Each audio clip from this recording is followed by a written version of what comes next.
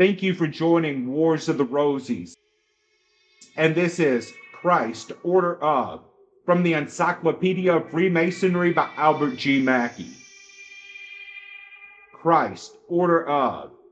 After the overthrow of the Order of the Knights Templars throughout Europe, Dennis I, King of Portugal, in 1317, solicited of Pope John XXII permission to re-establish the Order of the Temple in his dominions under the name of the Order of Christ, and to restore to it the possessions which had been wrested from the Templars. The Pope consented, approved the statutes which had been submitted to him, and, in 1319, confirmed the institution, reserving to himself and to his successors the right of creating knights, which has given rise to the pontifical branch of the order, which exists at Rome. The knights follow the rule of Saint Benedict, and conform in all points to the statutes of the Order of the Temple. The Grand Mastership is vested in the King of Portugal, and the order having been secularized in 1789, the members were divided into 3 classes of 6 Grand Crosses,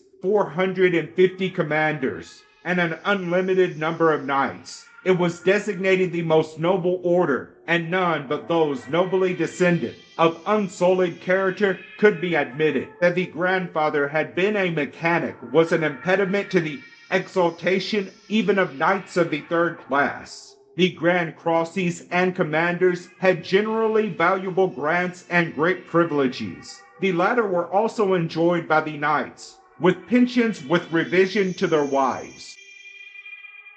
Thank you for watching, and please don't forget to share, like, subscribe, and comment, and if you can, please consider donating to Wars of the Roses. Links to PayPal and Patreon are in the description. Thank you so very much.